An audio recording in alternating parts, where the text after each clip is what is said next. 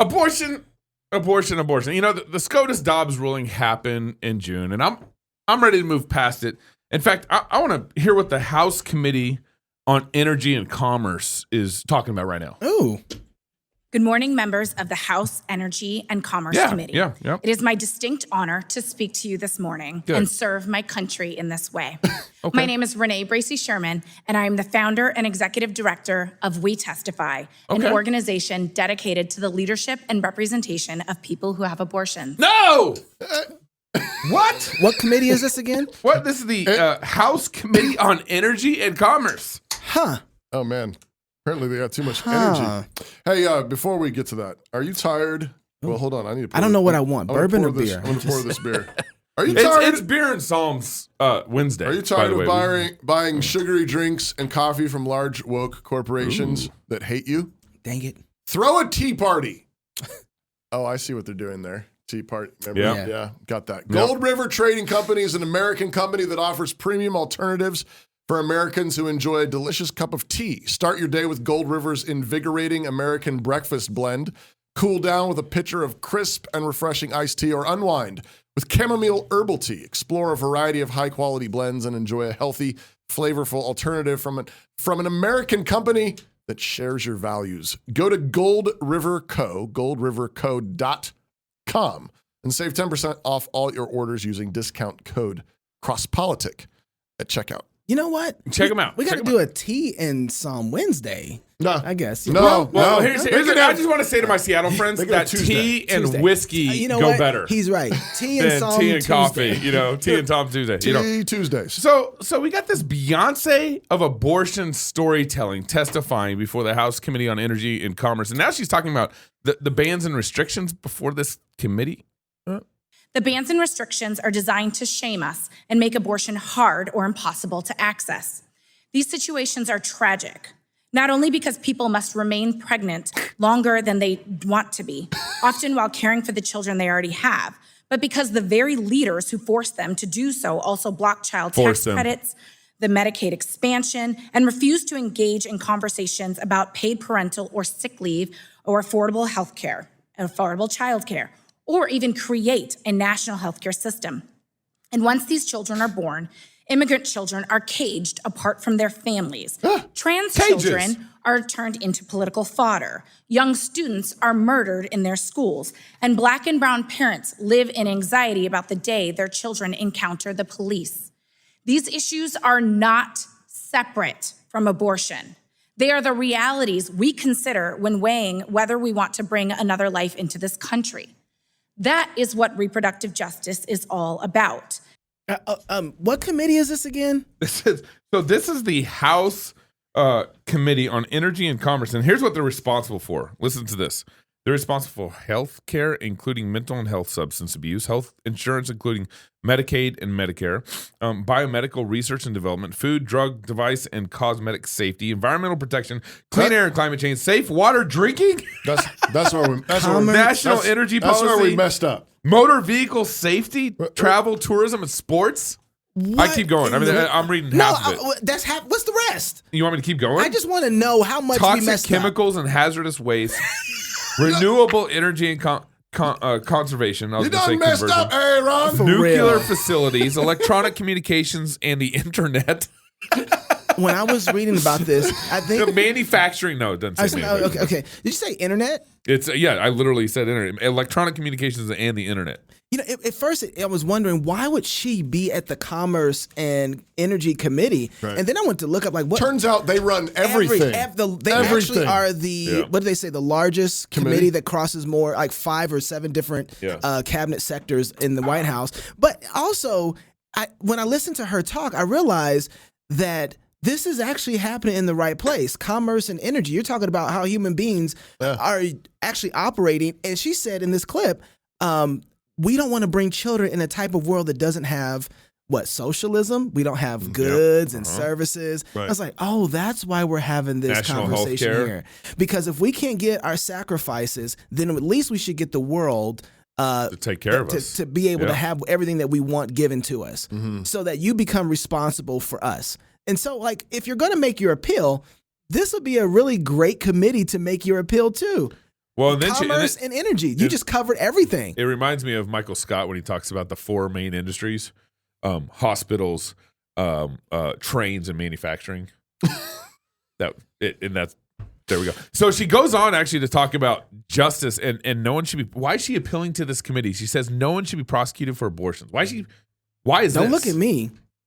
No one should be prosecuted for the outcomes of their pregnancies, whether it is a miscarriage, stillbirth, or an abortion. Neither should the providers or helpers who care for us. First of all, she's flattening everything out. Right. Big time. Miscarriage equals abortion? Yeah, and I think we got to be careful that we don't flatten everything out in the same way. Right. So you got stillborn, you have miscarriage, and we have abortion. So one of them, we have murder, and we have the second one where someone is careless, right? We can have a potential where it's miscarriage. The Bible talks about this in Exodus, I believe it's Exodus, where 2 men are fighting or something is going with 2 men and the lady in the process gets hurt and there's a miscarriage. It's possible that you might have to pay some sort of restitution for... It could be a form of manslaughter. Yeah, absolutely. So we don't want to just give that one over and say, well, no, there's something distinctly different about that. Right. Now, if a woman is having a hard time carrying a child and she just miscarriages naturally, then we don't hold that against any woman, right? But when we're talking about a stillborn, that's not murder. Mm-hmm. You're not intentionally going to cut the neck off of a child and then drag it out of its mother's womb and use it to sell for parts. That's not what you're doing. Right. So she collapses all 3 categories. No one is being prosecuted for the first 2 for the most part, unless there is like, he hit her in the stomach, which we rightly should prosecute that man for what's going on. But that's how they do. They just want to flatten everything out. Which is part of the irony of all this is actually for many states, there have been laws on the books about that have actually considered the unborn baby a person for purposes murders, of double homicide. When the mother's been murdered and she's carrying a baby, it has been prosecuted. And in many states, the laws are still on the books that it would be considered a double homicide. That's right. I believe, rightly so. Rightly so. New York State, I think, is one of the first ones to have repealed that. Having finally seen the logical outcome of it and be like, no, maybe not. Yeah. But I think most other states still have that on the books, which is part of the irony of, but you can hire an assassin to kill it. Yeah. But if someone else kills the mom, then it's a double homicide. Gabe, did you know she actually has a question for you? Does she? Yeah. Ask yourself, who do you love that you'd be willing to lock up simply because they had abortions? Well, Gabe. When you are appealing... When you're asking who do you love, you're appealing to the highest committee God here. Yeah. That's what she's doing right here. This is the highest committee God that I could get to hear me, get to listen to me. Yeah. And so I'm going to ask, who do you love? Who? Go ahead, Toby. I have a thought on this. Yeah. I would lock up anybody that I love, who would just get them to stop killing babies. You cold man. No, you're cold. I love who you love. I love human beings. I love God's standard. But don't you know it's who you love that they get away with murder? Oh, no. Because your love means that there's no real Now, she just got done talking about reproductive justice. Right. So can't you tell that your love is greater than justice? Wait, what? That doesn't make any sense. That's incoherent. Well, that's what she's asking. Who do you love that you wouldn't give true justice to? You're right. I know. Right? So, and just when we're talking about justice, this is a very important part. Laws themselves are not the justice. Mm-hmm. Justice is what happens when you break the law. So she's talking about reproductive justice. There's no such thing. That doesn't exist. We're not talking about the same thing when we talk about that. In God's world, justice means actually we'll get out of your way. Right. The state stays out of your way. So long you're free to live. So long as you don't break the law. So long as you don't harm somebody. Right. Yeah. So, like your baby. So she keeps on going, and then she talks about... My notes say shortly before my appointment. I don't know how to turn this. Well, just play the clip. Shortly before my appointment, I didn't know if I could hold on. I didn't think I could be pregnant for another moment. I hoped it would all go away. And when it didn't...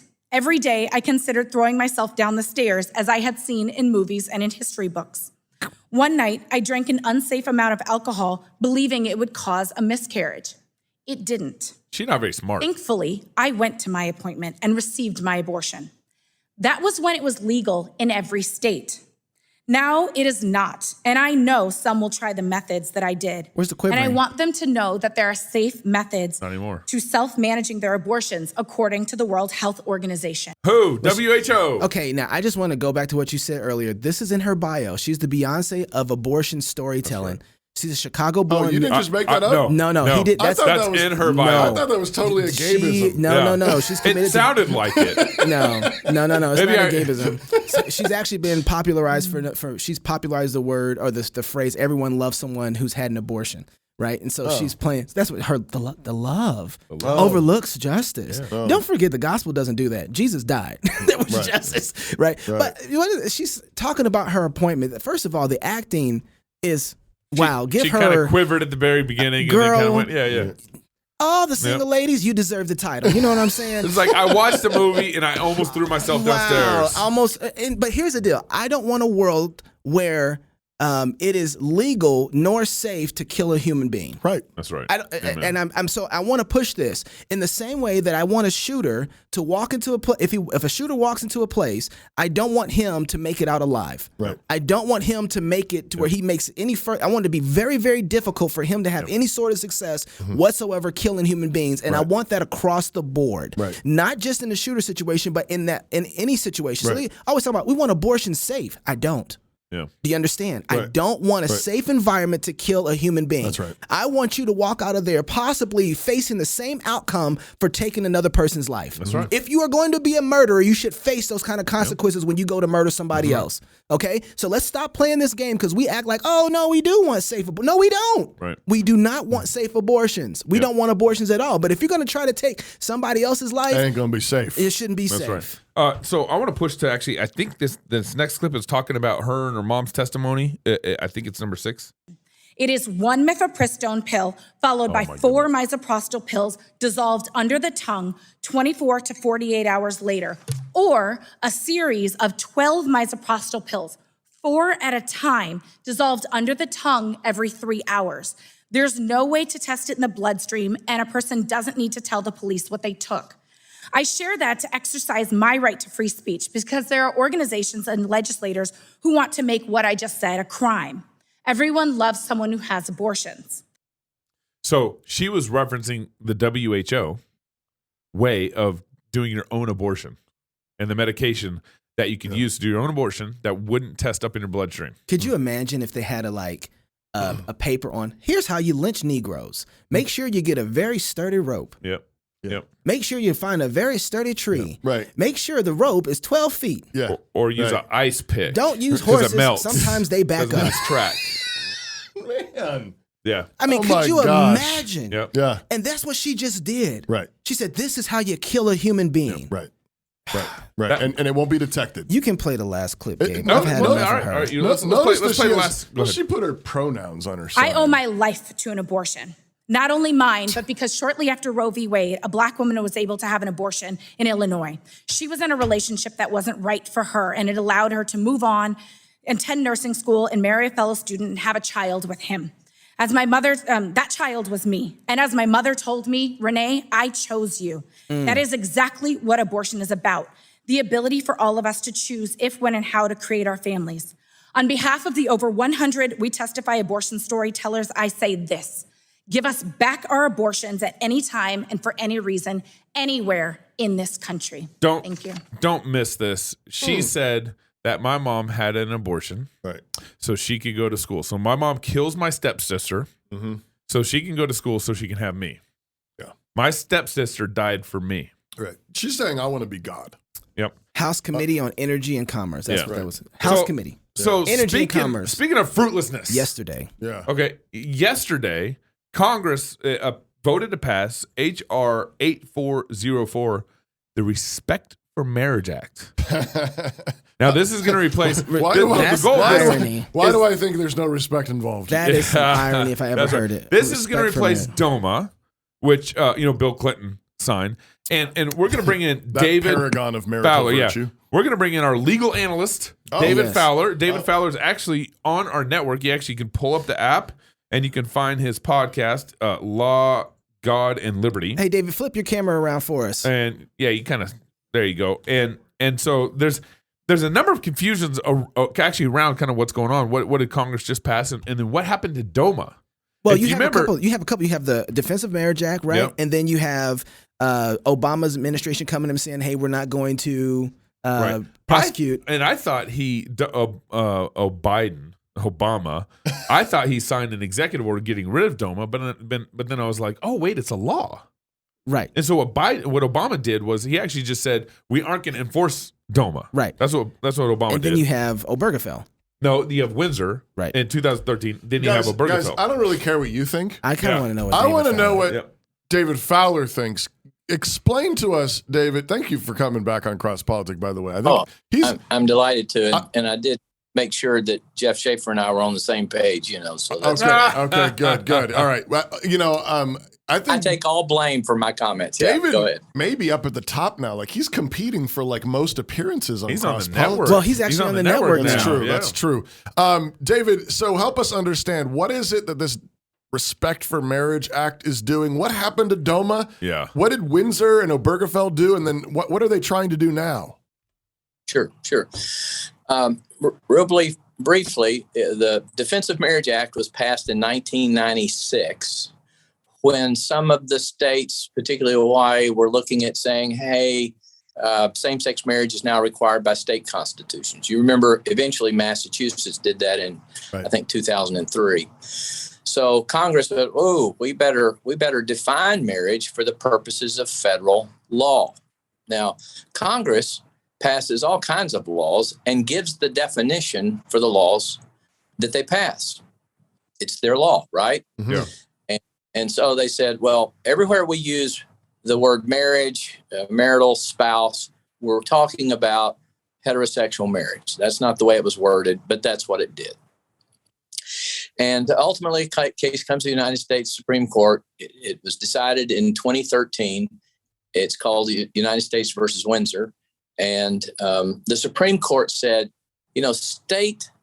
states have always had jurisdiction over marriage and family, which of course makes sense. It's a common law kind of institution. It arose before there were even any statutes. And they said, so really, Congress, all it was doing was departing from its long practice of deferring to the states just to really express their animus and disapproval of homosexuals and same-sex marriage, and they're tromping all over the rights of the states. And so they held the Federal Defense of Marriage Act, that defined marriage as a man and a woman, opposite sexes, was not constitutionally enforceable. Okay? And you're correct. When that case was going through the federal courts, Obama decided the Department of Justice would not defend it. The Supreme Court noted that normally the Department of Justice doesn't stop defending a law until at least it gets an adverse decision. Mm-hmm. And then it's kind of like, oh, we lost, so why keep fighting this all the time? We're just not going to do it. Well, they decided to stop fighting, so Congress had to step in and try to defend it. But that's what happened.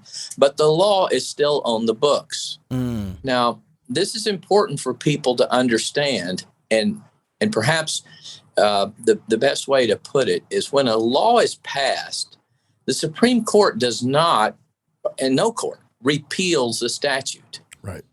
They can't repeal it. It's still on the books. It'll be there till the Lord comes home if the legislature doesn't repeal it or amend it. Right. It's just that nobody enforces it. Now, why it's important to not change the law is what we've just seen with the abortion decision. See, some states still have laws that would make it illegal to perform abortion, right? As soon as Roe was reversed, those laws are still on the books. And now the question is, well, why do we need to reenact a new law? Yeah, right. The law's still there.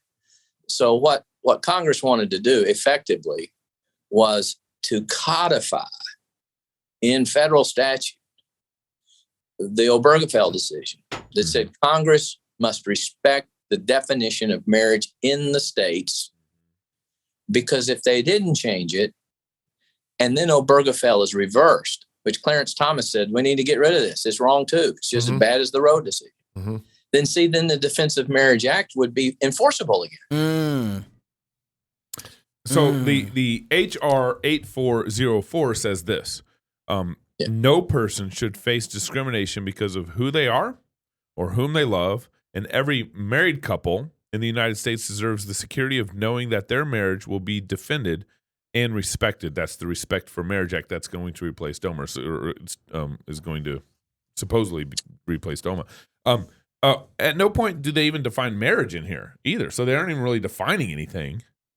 No, that's what I'm saying. They're really saying Congress is going to recognize the way marriage is defined in the states. And of course, the way it's defined in all the states now, not by virtue of the change of the law.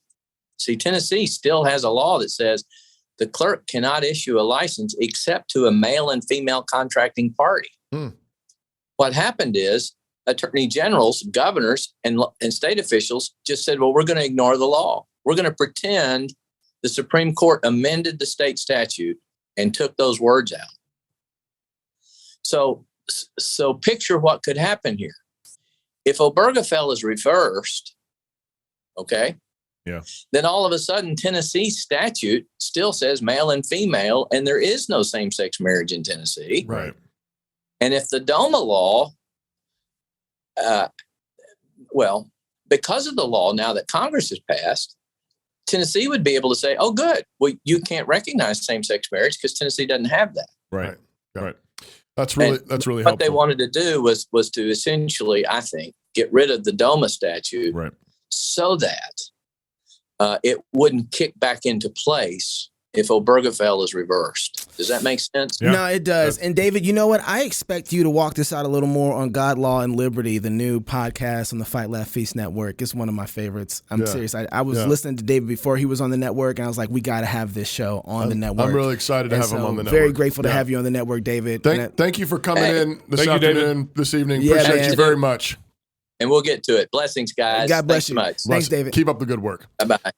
Let's stop and take a moment to talk about the Fight Laugh Feast Club membership before we finish up Beer and Psalms Wednesday. By joining the Fight Laugh Feast Army, not only will you be aiding in our fight to take down secular and legacy media, but you'll also get access to content placed in our club portal, such as past shows, all our conference talks, and exclusive content for club members that you won't be able to find anywhere else. Like, I mean, we talked for, 15 minutes with Naomi Wolf yesterday after the show. And you guys kept on talking even after I left. Gabe stopped me right before I was gonna. Were you going in for the kill? Oh, you missed. So if you want to hear that special part of the show with Naomi Wolf, you got to be a club member. She blew my mind. Backstage access. But we do that with most of our interviews. Lastly, you also get discounts at all our conferences. So if you've got $10 a month or more to kick over our way, that's what it costs to sign up to be a member. You can sign up now at flfnetwork.com, and then you get $100 off your registration to the conference. Hey, guys, cheers to the king. Oh, yeah, there's been no cheersing. And there's been no psalms. It's true. No psalms. That's what. This has been such a downer show. Where's David maybe started off on a downer note. The psalm of the day is Psalm 19. This is David Erb's version. He's a professor of music at New St. Andrews College. And this is actually a through-composed version of Psalm 19, so I'm talking over it, but he's singing straight through Psalm 19. It's the heavens declare the glory of God. Yep. Just listen to it.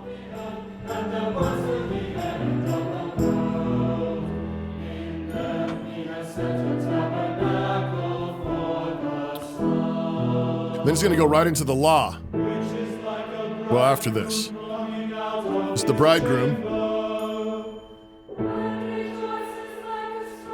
But what I want to hit is the last few verses. Yeah. So I'm just going to, for the sake of time, I'm going to jump right in. The very end of Psalm 19, David asks, "Who can understand his errors?" Right, and then says, "Here it is." Keep me back from presumptuous sins. Let them not have dominion over him.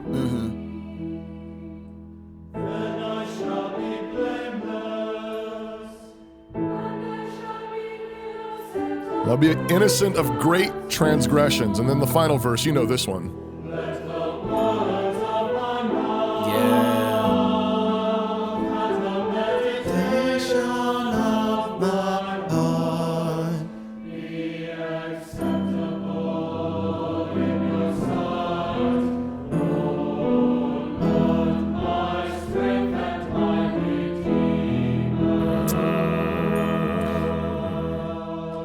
Amen. What I want to hit is at the end there where David asks, who can understand his errors? Why do we sin? How do we get to these bad places, these great transgressions? David says there's actually a progression. There are, broadly speaking, 3 kinds of sins that he lists. Secret faults, he asks God to forgive him of, presumptuous sins, and great transgressions. And one leads to the next. David prays that God would cleanse him from secret faults. These are your ugly thoughts, resentment, bitterness, lust, envy, your bad attitudes. Yeah. If these are left unchecked, they're like little weeds that will grow into big sinful actions and words. Right. In either case, we need to confess them in order to kill them, confess them to God and anyone else we openly sinned against. The next kind of sin David calls presumptuous sins. These are words or actions that we do and we know they're wrong. You might even think it while you're doing it or about to do it, but you justify it to yourself. You say, I know this is wrong, but, and then you explain to yourself why it doesn't matter, why it's not such a big deal, or why you can't help it. Right. David prays both that God would keep him away from presumptuous sins, but also that presumptuous sins would not have dominion over him. When presumptuous sins have dominion over you, they rule your life. You're regularly saying, I know this is wrong, but, and then inevitably, presumptuous sins, especially when they have taken dominion over you, lead to great transgressions. Great transgressions are the big 10 commandment type sins: adultery, murder, theft, embezzlement. Great transgressions ruin lives, marriages, churches, businesses, nations. We are living in a land full of the effects of great transgressions. Yes. Broken marriages, out-of-wedlock pregnancies, adultery, pornography, addictions, murder, violence, including the violence of transgender mutilations, abortion, sodomy, suicide, and so on. And the thing to note is that God gives people over to great transgressions. Great transgressions are not merely wrong. They are the kind of wrong that God gives people over to. They are his judgments. It says in Proverbs 22, the mouth of a strange woman is a deep pit. He that is abhorred by the Lord shall fall therein. The man who commits adultery or goes to a prostitute is abhorred by God. It's not merely that men who go to prostitutes might come under the judgment of God. No, it's the judgment of God to end up there. God hates you, and so he lets you. He's angry with you, so he lets you. And so we should say the same thing about our culture, about our land. It's not merely that America deserves God's judgment for abortion, sodomy, transgender confusion, theft by taxation, plundering widows and orphans. Rather, these things are the judgment of God. God hates what America has done and is doing. And because he hates our land, he has given our land over to these abominations, these great transgressions. Let me close with the word of hope. And the word of hope is in that final verse, the final prayer of David in Psalm 19. Let the words of my mouth and the meditations of my heart be acceptable in thy sight, O Lord, my rock and my redeemer. And I particularly want to point to the word redeemer, which in Hebrew is, okay, that's right. Good try. Thank you for playing, Gabe. Well, the word I was thinking about something else, but yeah. Yes. Yeshua, right? No. The word for redeemer is goel. Oh. And it's the same word translated in the book of Ruth. Not even close. For near kinsman redeemer. That's right. That's right. Remember, Boaz was that near relative who married Ruth, the Moabitess, the barren widow woman, in order that he might provide for her and her mother-in-law and raise children for them and carry on the name of her dead husband. This is a glorious picture of the gospel of why Jesus came. All of us and our land are dead and barren in our sins. We are lost in our great transgressions. But Jesus is the great Goel, the great kinsman redeemer. That's right. God himself took on human flesh so that he could become our older brother, truly a near kinsman who might redeem us from the curse of the law, who might pay all our debts, who might marry us and carry us all the way home. That's right. So we're dead. Our families are all touched by the effects of sin. Our land is barren and rotting. But Jesus is the great kinsman redeemer. Right. He washes us clean by his blood, and by his spirit, he empowers us to fight sin when it's still small, so it doesn't turn into presumptuous sins, and then we are kept back from the great transgressions. That's the beautiful picture between the Redeemer and adoption. Yeah. Yeah. We're going to talk about this a little more in the backstage. So if you're not a Fight Laugh Feast Club member, you're going to miss this. But if not, we'll see you in the backstage. Beer and Song Wednesdays. I love these. Cheers. Except she's not drinking beer. Scotch. It just seemed like the right thing to do. You're trans beer right now? No, I'm not even if you're arguing single, for that get married. At all. If you're married, have kids. If you have kids, go baptize them. Until tomorrow, love God with all your heart, soul, mind, and strength. Love your neighbor as yourself. Go fight, laugh, and feast. This is Cross Politics. I got so many jokes for you right now, Gabe. You don't know what the word beer means? I've never argued that though. I just said this is Scotch. I didn't even say that this is But you're trying to say that scotch is actually beer. No, I'm not. I'm not actually. No point. You just Do you understand the words of my mouth? Nobody understands the words of my mouth. Home.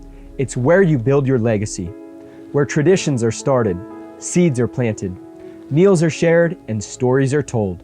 We are Chris and Natalie Carpenter, owners of Story Real Estate, and our team of top agents helps people find homes in Moscow, Idaho, and around the country. Have you thought about a move? Contact us to get connected with a top agent who shares your values and puts your family first. Or reach out to us about our Moscow relocation guide. Wherever you're looking to go, we can help you find home.